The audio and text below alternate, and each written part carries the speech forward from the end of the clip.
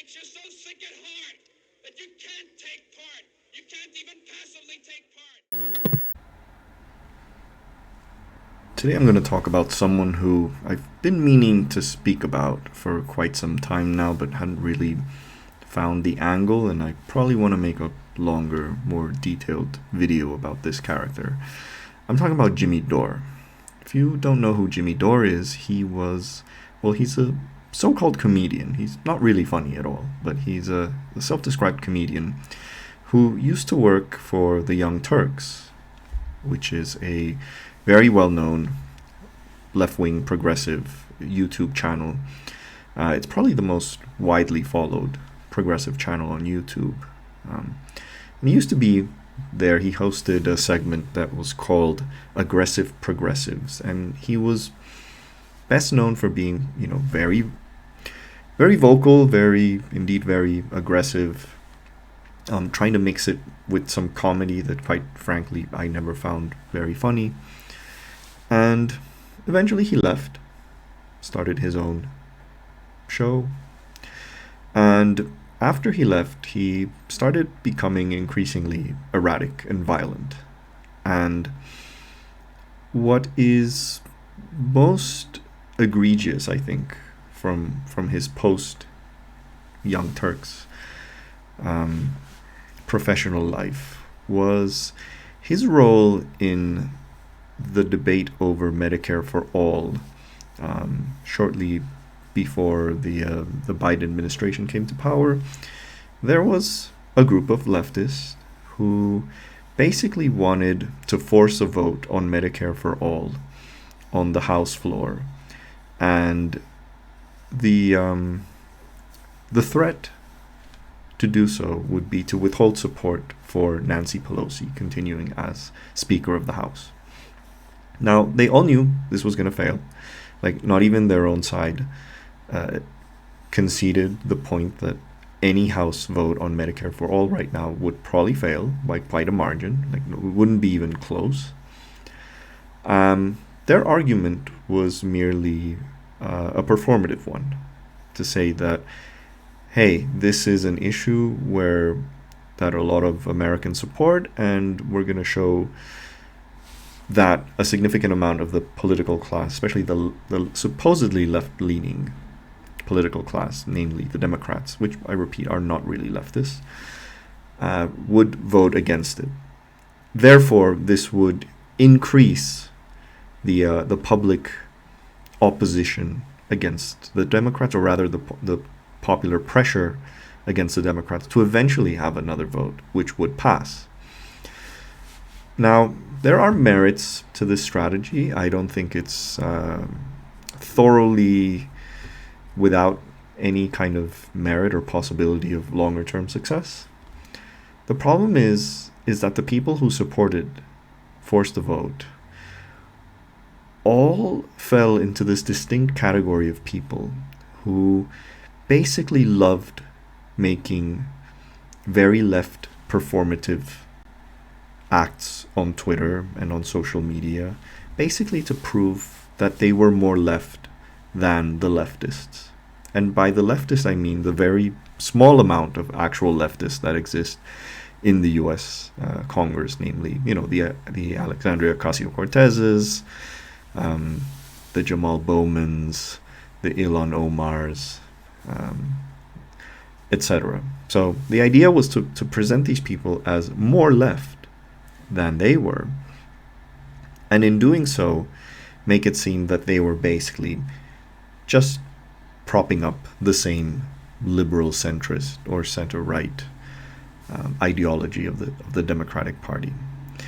And why was this performative? Well, because it was mainly done for tweets, for links, for podcast hits, etc. I don't think these people really cared about it. And one of the people who was most involved in this was Jimmy Dore. And he was one of the most vocal critics of Alexandria Ocasio-Cortez. And I'm going to show a video later on in this one showing just what his attitudes towards AOC were. But the problem with these people is that a lot of them are just awful human beings, like absolutely awful. And Jimmy Dore is probably the worst of the bunch. And I genuinely think that there is no one more toxic on the left than Jimmy Dore, in the US left, than Jimmy Dore, by quite a margin. Because he simultaneously manages to basically antagonize the very few like actual progressive elements that you have in US politics. He works to basically set people against them. Why? For his own benefit. Because he basically benefits, in terms of popularity and obviously in terms of financially, by presenting himself as being more leftist than the actual leftist. And he recurrently appears on Fox News, generally agrees with everything Tucker Carlson has to say. I don't think he's a genuine leftist in any way. And the biggest proof that he is not a leftist in any way is his attitudes towards sex and towards gender.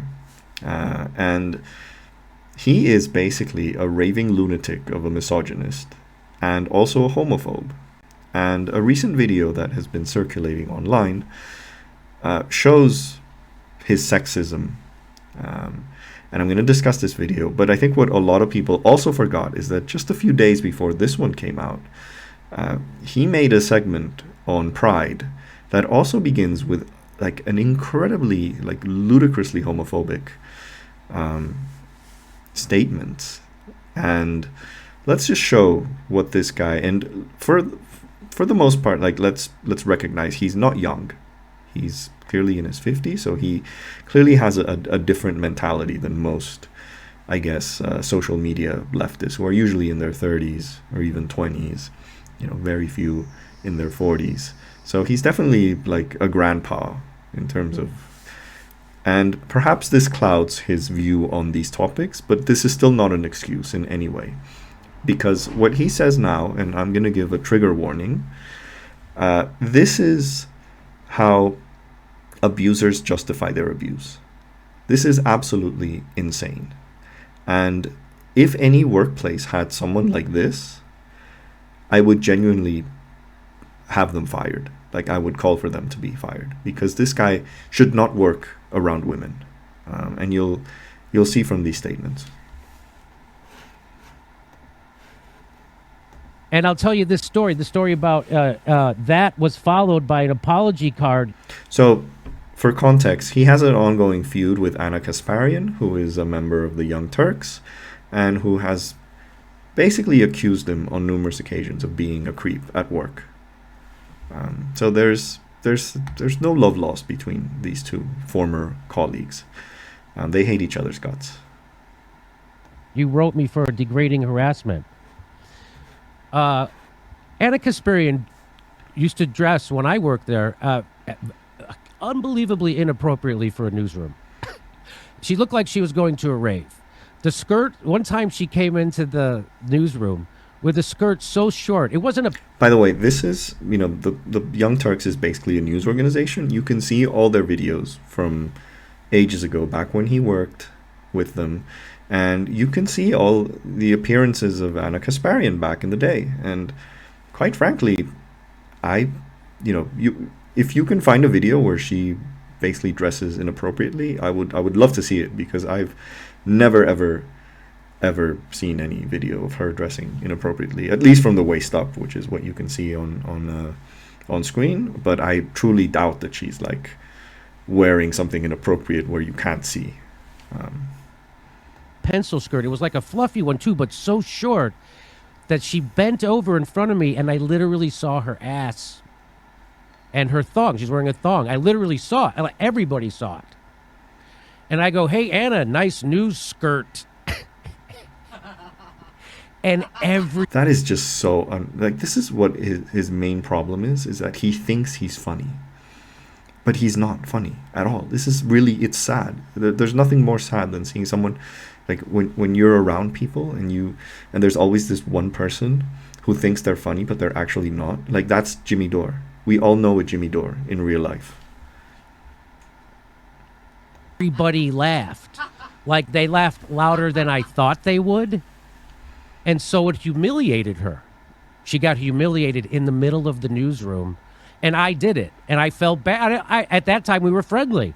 And I was just The way he's describing this incident, I don't think that he felt bad in any way at all. I mean, this is literally like something that you would expect in the 1950s. You know, like the hot secretary and all the guys in suits making fun of her, of the hot secretary. And this is like the fucking 2020s. And he's making these kind of jokes. This is insane. Her balls, right? For dressing like that in a newsroom. You're going to bend over and show me your ass? I think that's a little... I'm not offended, but I think that's a little risque. So she clearly wasn't showing her... If this is true, which again, I don't... Knowing Jimmy Dore, I don't think this story is true. I would suspect at best that she might have worn, you know, a mini skirt or something. Nothing wrong with that.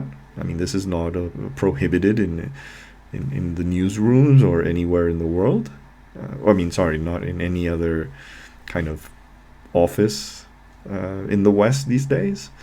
What is this still doesn't seem like this should not. If you have issues with someone wearing something that you find too sexy or risque, the problem is you. It's not them. You know, unless they're wearing something, you know, outrageous, like if she came in a, you know, in a bikini or something, then you would probably raise the issue with management in a kind of polite and courteous way, in a respectful way. But you don't do this. You know what I mean?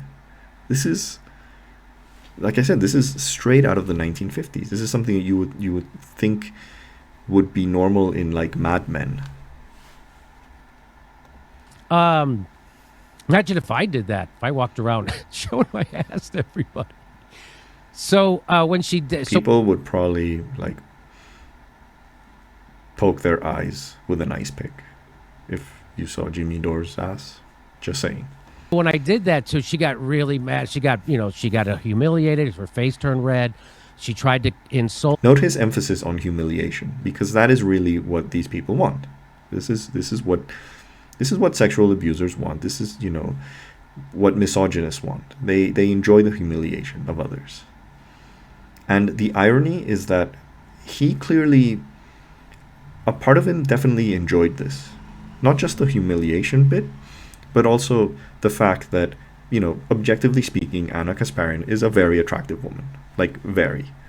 And I doubt that it bothered him. Like, if you're really, like, that kind of guy, it should not bother you at all how a woman dresses. You know what I mean? Like, if someone you find physically attractive works wearing, you know, revealing or you know, within the margins of what is decent in the office, but, you know, revealing outfits, isn't that like a benefit to you? Aren't you getting the eye candy? Shouldn't you be happy of it? But no, this is like simultaneously slut shaming while he probably goes back home and jerks off to the idea of her thong. That is basically the mentality of misogynists.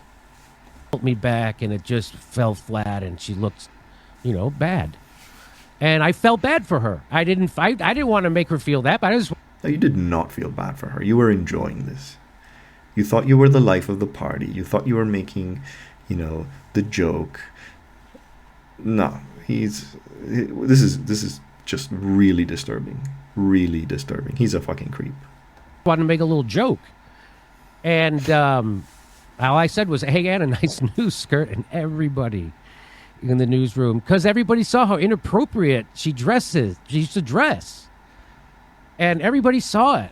And so that's why it got such a huge laugh, and she was so humiliated. So I felt bad for her. So even assuming, which again, I think this story is pure bullshit. I think there's maybe 10% of truth in it. But even if like everyone if someone was at the office and they were making inappropriate comments about a woman and everyone was laughing, you should have the decency to at least feel very uncomfortable about this and not participate in it. You know, that's the moment you leave the room, right?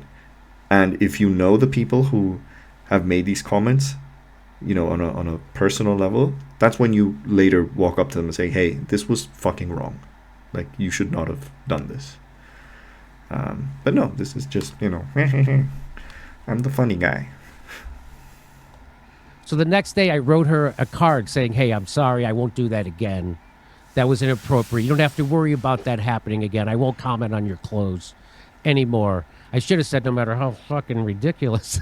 Totally You shit. mean you'll stop commenting on her thong? On her thong that I could see. Max, where would you like to take the conversation? Jesus Christ, look at his face. Like, that's the moment that you realize, like, what the fuck am I going to say to this? This is crazy. Like, this is... you know what's the saddest part of this? This is the saddest part is that he's basically shooting himself in the foot. Like, he could have just, like, not made this segment. He's so stupid and so sexist that he doesn't realize how stupid and how sexist he is by making this segment. He has, like, no self-criticism and also no concept of, like, understanding the environment around him, like what year he lives in, how people are possibly going to react to this segment, which clearly was, you know, to some degree scripted. This wasn't like some random stream. This is a professionally run show, or semi-professionally run show, where clearly they know what they're going to speak about. So this was planned. He did this on purpose. And there's an aspect of this that I'm going to mention, which I think is related to the psychology of Jimmy Dore fans, which are toxic as fuck. And it's that he's also aware that his fans are not going to turn against him. He's going to receive a backlash from, like, real leftists, you know, the ones who actually think blatant misogyny in the workplace is wrong.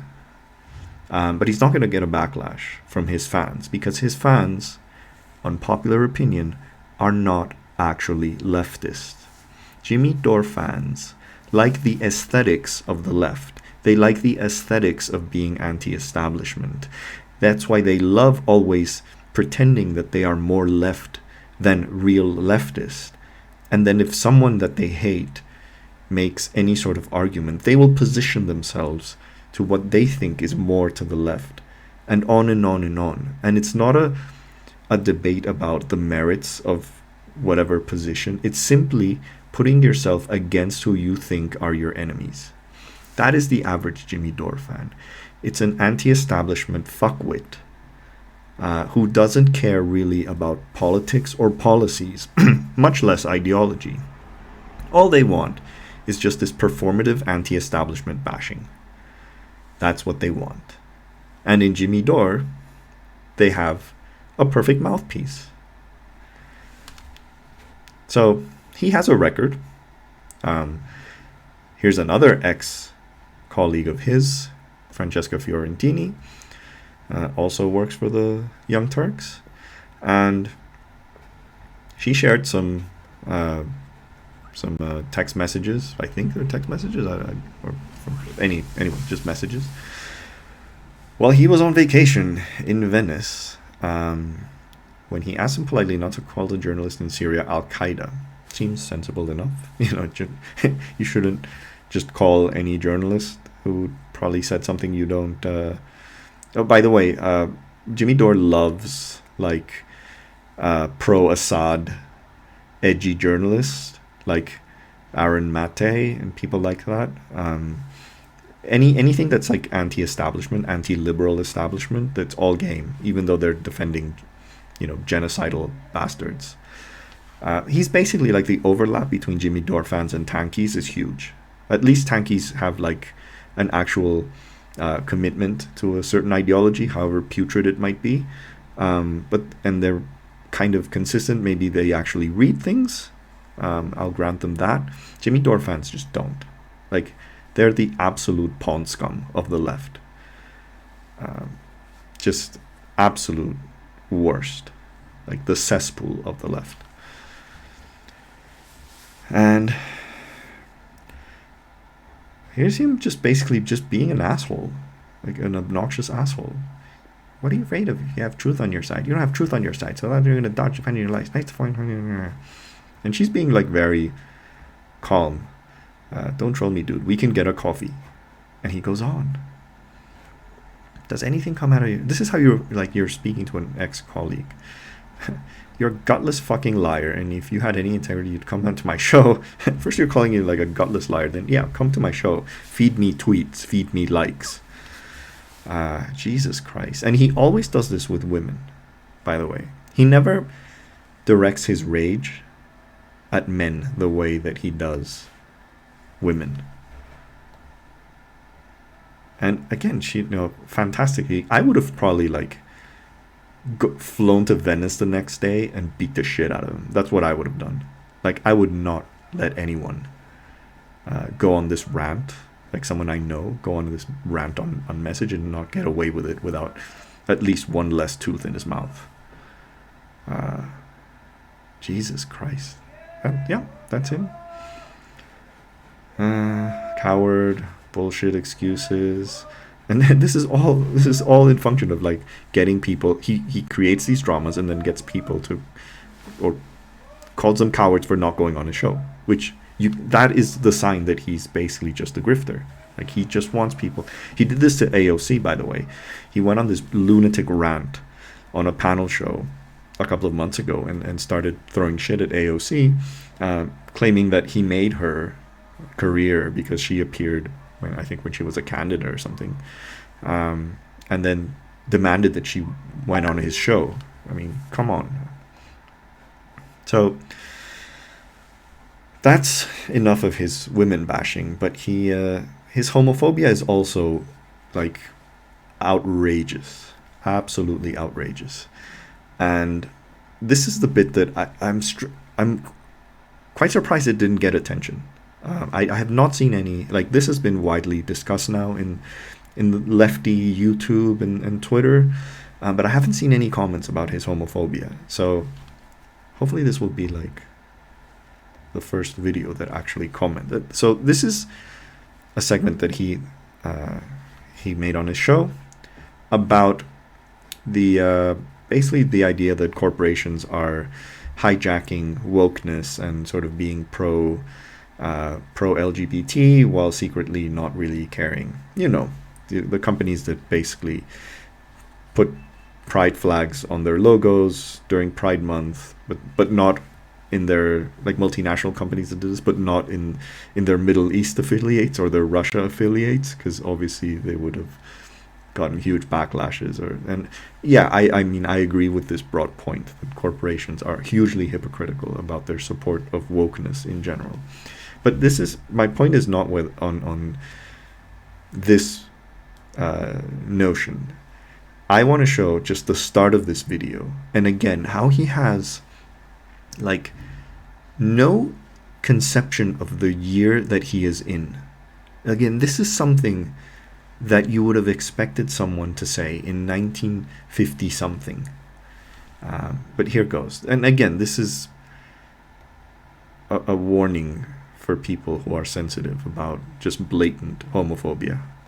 It's Gay Pride Month. June is Gay Pride Month. Boy, did they get a nice month. Don't they get a nice month? It's not too humid yet. It's really nice weather. You go out and have lots of marches, parades, whatever. And if you've ever been to a gay parade, there is not a boring moment. There is always shit happening. Jimmy, do you remember Richie's joke? No. Can you say it? Well, it's the one about you can identify people. I can't remember this joke. Want to whisper it to me? Yeah, this show is so unfunny, despite trying to be funny. It's painful. Like, it pains me to watch it. It's painful to see a grown adult man try to be funny to an audience of 20 and 30-year-olds. and just fail catastrophically. And they still worship him.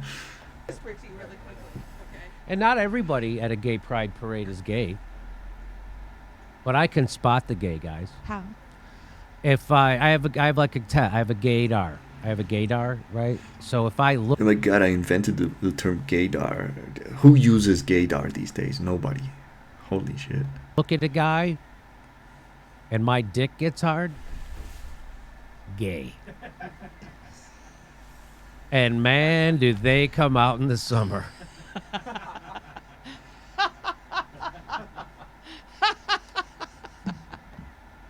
So ironically, he's kind of gay, too. Congratulations, Jimmy. A homophobic gay man. Closet gay man. Thank you. Seemed like the right time. So it's gay pride, and guess what? Can you like cut the discomfort in that room right now with a knife? It's just like, how do you?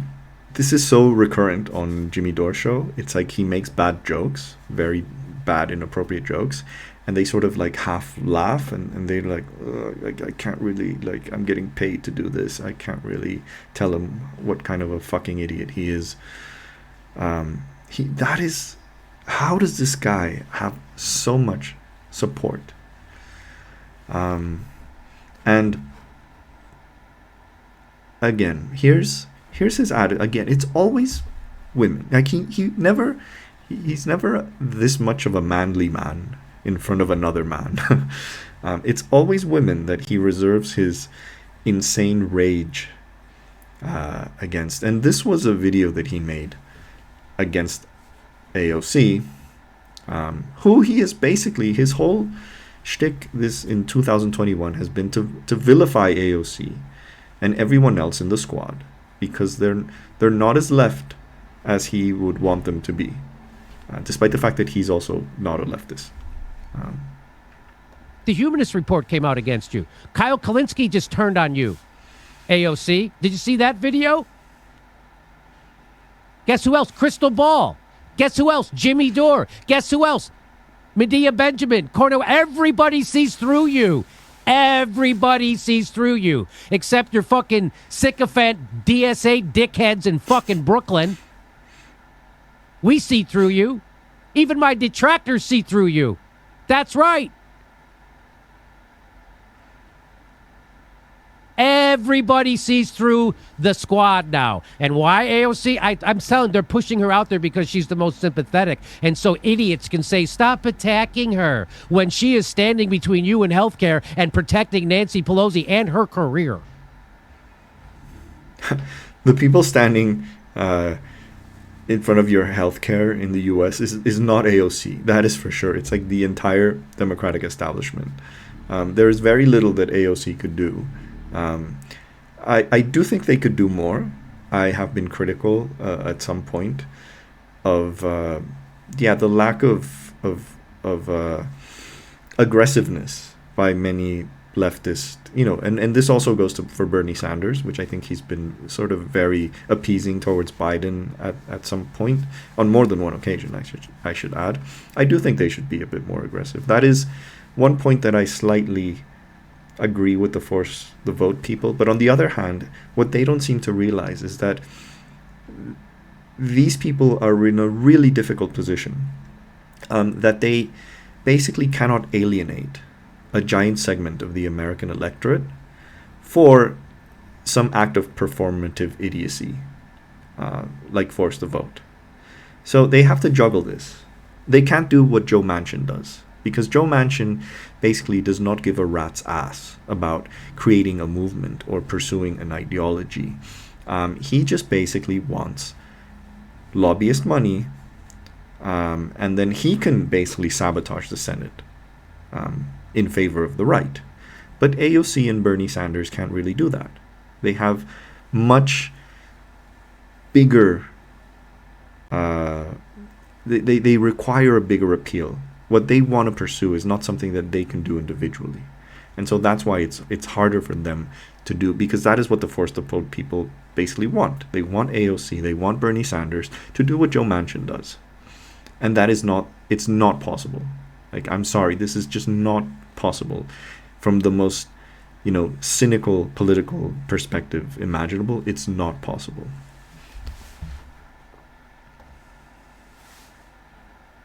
Key organizing moments may look like random uprisings and viral internet moments to some, but they aren't. They are the results of years of targeting, organizing, and people's movements. This took 2 weeks. This took 2 weeks. This took 2 weeks. From someone who already went bankrupt from medical bills. It took 2 weeks. How long you been fucking working on this?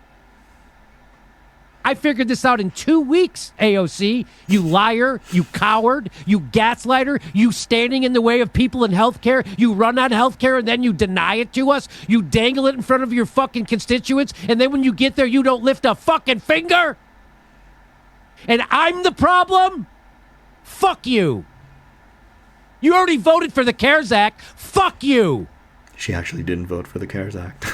That's the thing. Like, he doesn't even know what he's talking about. AOC famously did not vote for the CARES Act. And fuck anybody who is protecting her. Fuck you. You just... So, that is Jimmy Dore.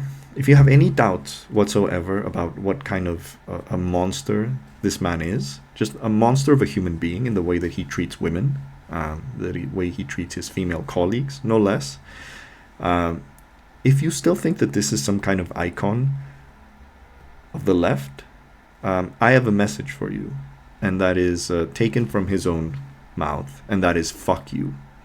If you think that Jimmy Dore is not the most toxic human being on the left, that he doesn't represent the absolute cesspool of kind of the leftist Twitterati and the left on social media, then I don't really know like how your neurons function correctly.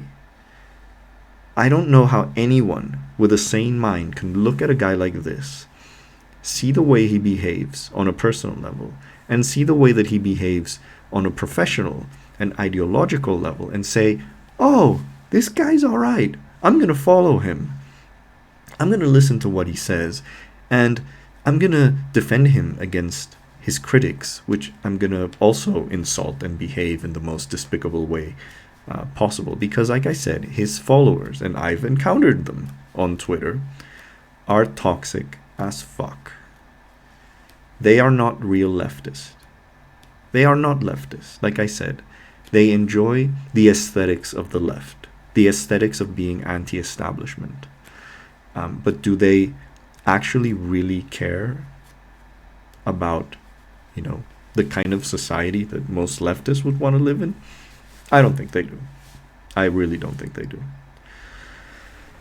And yeah, I really look. I think that a lot of people, public figures, maybe they don't have like the most wholesome personal lives. Maybe they have a few demons in the closet. Maybe they've done things that they're not proud of.